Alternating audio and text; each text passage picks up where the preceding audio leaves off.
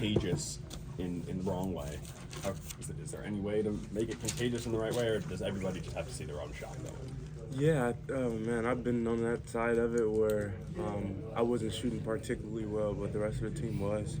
And I think it's just about staying confident in reps and staying in the gym, but keeping a clear as possible mind. During the season, it's really tough to do so. But I think that's where it starts in the mind. We were asking Kyle. Obviously, the hope was Iowa could pull it off, so you guys would have a chance. Came up a little short. But is there any part of that, as much as you would want to be playing for a Big Ten title, Kyle said it could be maybe kind of freeing because his team has been after something for so long. Mm-hmm. Now you can just, is there a chance to just go roll out the ball and find your form again? Yeah, I think we've been playing for the Big Ten title for so long. Instead of just playing for us, and then naturally that will kind of figure itself out. It definitely, sucks as that was, one of our goals coming into the season and especially throughout the season.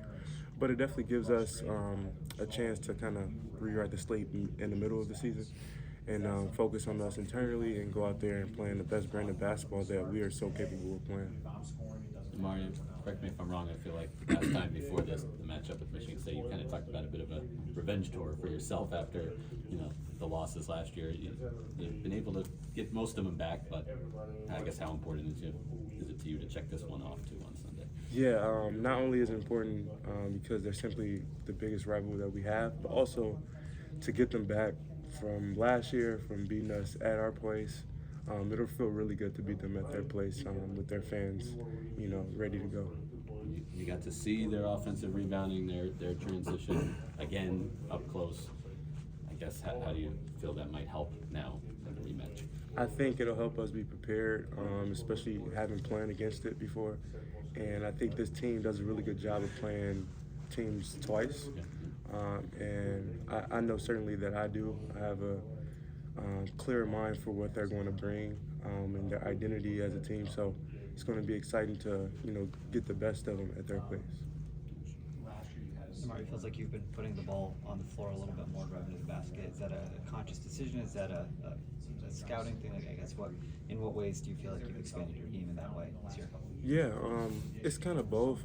Conscious decision, reading where the defense takes me. I've always had the ability to do so, but I think connecting the mind with the ability and then the freedom from the coaching staff, allows me to do that and be effective of that, knowing that they're going to try to run me off the line and finding different ways to get downhill and whether it's to play for myself or my teammates, just trying to be as efficient as possible and play really good basketball. Did these past couple weeks maybe catch you guys off guard? I mean, things were rolling all year, and oftentimes in the year there's a dip, but when you made it so deep, kind of felt like maybe there was not going to be a dip for it to come at this moment. I guess it's not too late to get it back, but how quickly do you guys need to get it back? And were you caught off guard at all because you were playing so well so long? Yeah, I don't think we were caught off guard. Me too. Sorry about that. I don't think we were caught off guard. I think it was more so, over a long season, sometimes it can get mentally draining, physically draining, and I think it was a bit of both for us. And every team hits their down strides. I think we're very urgent to get that back, and honestly, be even better than that. We at that point still didn't think we were playing the best possible basketball that we can play as a group. And I think even though the loss against Maryland was a tough one, I think we made strides mentally, and we played really hard that second half. So we combined playing very, very hard with taking care of the ball and rebounding at elite level. I think it'll be very, very hard to stop us. Did you watch the Michigan State-Iowa game live on TV last night? Yes, I did. It was definitely a tale of two halves. Feeling good about that first half and okay, Iowa giving us a chance. Here we go. I heard the commentator say they're very happy in Ann Arbor right now. I'm like, hey man, don't talk about us right now. But no, it was definitely a great game. I thought Iowa played very, very hard and tried to protect home court. Just ran into a really good team. How much of a helpless feeling is it though, knowing that with that win, that kind of you guys have no shot at the title anymore? Oh, it definitely hurt. It settled in. Kind of prepared ourselves for it after the Maryland loss because we know that it ultimately comes down to us and us kind of controlling our own, destiny in that, right? But, you know, it was good to see Iowa fight, and, you know, playing them last time here, Michigan State, and seeing them play against Iowa was kind of a film for us going to the next one. And that's what we got to be focused on, is the next game at hand. How can we prepare for that? No matter where it is, what's the stakes.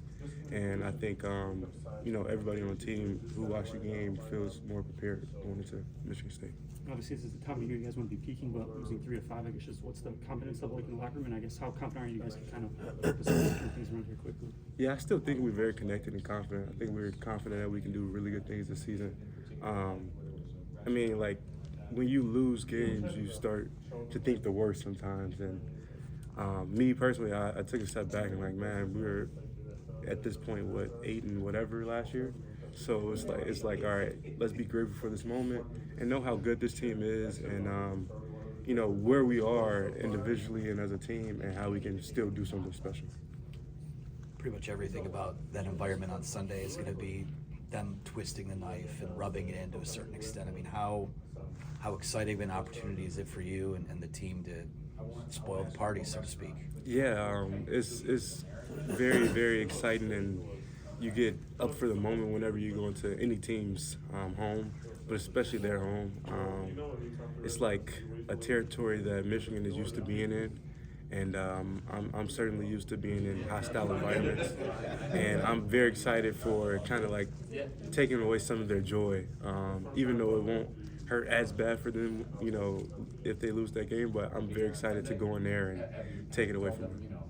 Kyle was mentioning that coaches have challenged Trey and Danny to be more vocal leaders. So what does that look like, especially over the last couple of weeks where Dusty mentioned this is the most adversity you guys have faced this year? Yeah, those two guys are very impactful for our offensive end, and they are the drivers on offense and defense, especially with Danny switching and Trey, you know, picking up primary ball handlers most of the time.